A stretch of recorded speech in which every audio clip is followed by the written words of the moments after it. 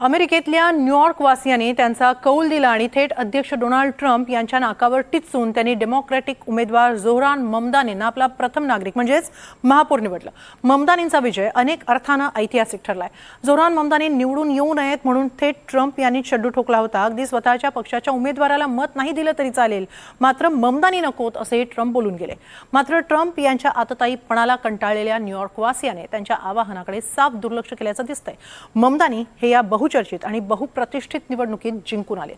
पाहूया त्यांच्या या विजयाचे नेमके अर्थ काय आहेत ते।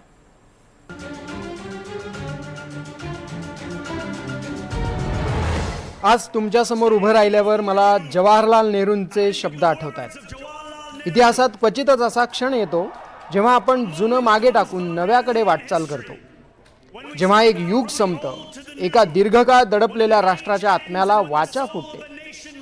आज आपण जुन्याकडून नव्याकडे पाऊल टाकलंय, तेव्हा आता स्पष्टपणे आणि कटिबद्धतेनं बोलूया, म्हणजे कुठलाही गैरसमज होणार नाही की नव्या युगात कुणाला काय मिळेल। या युगात न्यूयॉर्कचे रहिवासी आपल्या नेत्याकडून धाडसी नेतृत्वाची अपेक्षा करतात। अशा कारणांची यादी नाही ज्यामुळे आपण काही करण्याचं धाडसच दाखवत नाही। भारतीय वंशाचे जोहरान ममदानी यांनी अमेरिकन इतिहासामध्ये स्वतःच्या विजयानं एक नवं पान जोडलंय। न्यूयॉर्क या अमेरिकेतील महत्त्वाच्या शहराच्या महत्त्वाच्या पदावर त्यांनी विजय नोंदवलाय।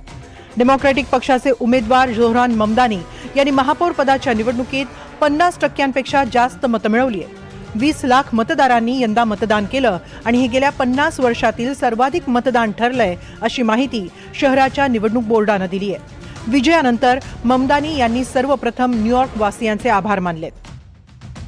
मी न्यूयॉर्कच्या नव्या पिढीचे आभार मानतो। भूतकाळाचे अवशेष होते ते स्वीकारण्यास नकार देणाऱ्या न्यूयॉर्कच्या पुढच्या पिढीचे आभार।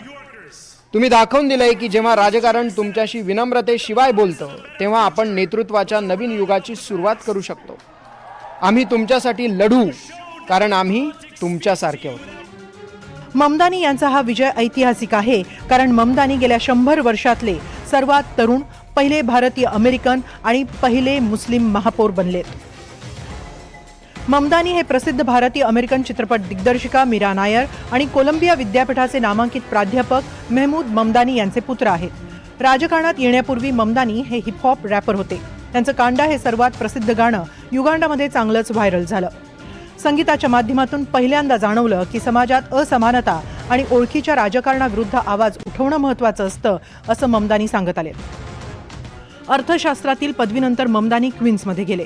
तिथं त्यांनी स्थलांतरितांसाठी, भाडेकरूंसाठी आणि ब्लॅक लाईव्ज मॅटरसाठीच्या चळवळीत सहभाग घेतला। याच काळात म्हणजे 2017 मध्ये त्यांनी डेमोक्रॅटिक पक्षातून राजकीय कारकिर्दीला सुरुवात केली।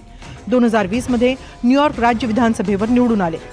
2022 आणि 2024 मध्ये बिनविरोध विजयी झाले। ममदानी यांनी जनतेवर थेट परिणाम करणाऱ्या मुद्द्यांवर लढा दिला, त्यामुळे ते प्रचंड लोकप्रिय झाले। प्रत्येक नागरिकाला परवडणाऱ्या घरांचा हक्क आहे, मोफत सार्वजनिक वाहतुकीची मागणीही त्यांनी केली। किमान वेतन प्रति तास $30 पर्यंत वाढवण्याचा त्यांनी प्रस्ताव मांडला। तर ममदानी यांचा हा विजय इतका सोपाही नव्हता, कारण त्यांना आव्हान होतं ते अमेरिकेतील सत्ताधारी रिपब्लिकन पक्षाचं आणि अध्यक्ष डोनाल्ड ट्रम्प यांचं।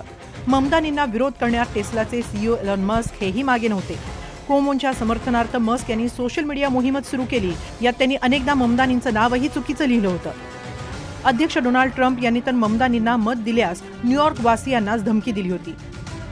जर कम्युनिस्ट उमेदवार जोहरान ममदानी न्यूयॉर्क शहराचे महापौर म्हणून विजयी झाले तर मी फेडरल फंडिंग कमी करेन, जी कमीत कमी राशी असेल, कारण कम्युनिस्ट ममदानी यांच्या नेतृत्वात हे महान शहर यशस्वी होणं किंवा वाचण्याची शक्यता शून्य आहे।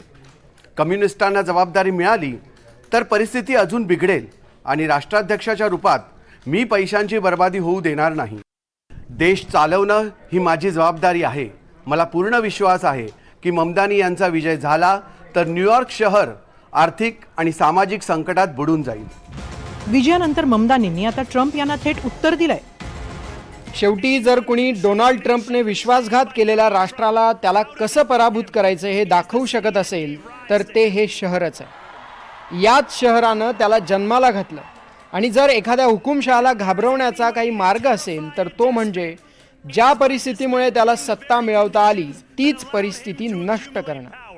आपण केवळ ट्रम्पनाच थांबवत नाही तर पुढील परिस्थितीलाही अशाच प्रकारे थांबवतो। तर डोनाल्ड ट्रम्प मला माहिती आहे की तुम्ही हे पाहतात, म्हणून माझ्याकडे तुमच्यासाठी 2 शब्द आहेत. आवाज वाढवा. न्यूयॉर्क वासियांनीही ट्रम्प यांच्या धमक्यांना भीक घातली नाही, कारण ममदानींनी दिलेली आश्वासनं ही अगदी त्यांच्या जिव्हाळ्याची होती. त्यातही अमेरिकेची आर्थिक राजधानी न्यूयॉर्कमध्ये जगणं अवघड होत चाललंय, महागडं होत चाललंय. यावरच ममदानींनी आपला प्रचार केंद्रित केला होता. भाडेकरूंवर महागाईचा बोजा वाढू नये म्हणून घरभाडं गोठवणं, कामगार वर्ग आणि विद्यार्थ्यांना दिलासा देणारी सर्वांसाठी मोफत बस सेवा, सरकारी किराणा दुकानं उघडणं जेणेकरून जीवनावश्यक वस्तू परवडणाऱ्या किमतीत मिळतील, मुलांसाठी मोफत डे केअर सुविधा ज्यामुळे काम करणाऱ्या कुटुंबांना दिलासा मिळेल, या आश्वासनांचा त्यात समावेश आहे. तर ट्रम्प यांनी ममदानी मुस्लिम असल्याचा आणि ते वर्ल्ड ट्रेड सेंटरच्या हल्ल्यामधील आरोपींच्या समर्थकांसह असल्याचा आरोप करत धार्मिक रंग देण्याचाही प्रयत्न केला होता. मात्र धर्माच्याही पलीकडे रोजचं जगणं किती महत्त्वाचं आहे हे न्यूयॉर्क वासियांसाठी महत्त्वाचं होतं आणि त्यावरच त्यांना ममदानी जवळचे वाटले. हे अद्भुत आहे. मला अत्यंत आनंद झालाय. न्यूयॉर्कर्सना या विजयाची गरज होती. फार मोठा कठीण काळ होता, पण आम्हाला कोणती विश्वमालिका जिंकायची नाही. आम्हाला आता सर्वोत्तम महापौर मिळालाय. ते आम्हाला भेडसावत असलेल्या सर्व समस्या सोडवण्यास सक्षम आहेत. मला वाटतं हे सर्वोत्तम घडलंय. ते आमचं प्रतिनिधित्व करतात. अँड्रू कुओमो आमचं प्रतिनिधित्व करत नव्हते. एरिक ॲडम्स आमचे प्रतिनिधी नव्हते. जोहरांनीच आमचं प्रतिनिधित्व केलं. आता ट्रम्प यांच्या नाकावर टिच्चून ममदानी निवडून तर आले, मात्र त्यांच्या समोरची आव्हानही सोपी नाही. पहिलं आव्हान म्हणजे रिपब्लिकन पक्ष आणि स्वतः ट्रम्प यांनी धमकी दिल्याप्रमाणे न्यूयॉर्कचं फंडिंग ते खरंच थांबवतात का हे पाहणं महत्त्वाचं ठरेल. दुसरं आव्हान आश्वासनांची पूर्तता. अब्जाधीशांवर कर लावण्याचं आश्वासन ममदानी पूर्ण करू शकणार का? तिसरं आव्हान म्हणजे न्यूयॉर्क वासियांना मोफत डे केअर सारख्या सुविधांची अंमलबजावणी कशी करणार? चौथं आव्हान म्हणजे वाढत्या घर भाड्यांना ते आळा कसं घालणार?